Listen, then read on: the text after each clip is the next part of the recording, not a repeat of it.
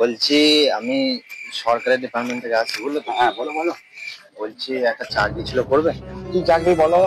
ওই post madam, মানে আমি এখানে সেলাই করতাম। না না না, আর না।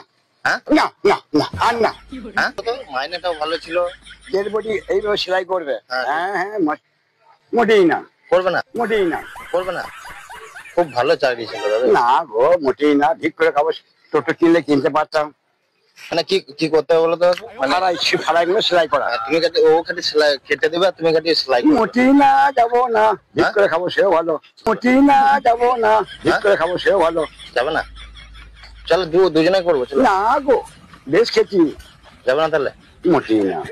খুব আশা নিয়ে এলাম দাদুর কাছে। না গো, আশাই নাই গো। না গো, আশাই নাই গো।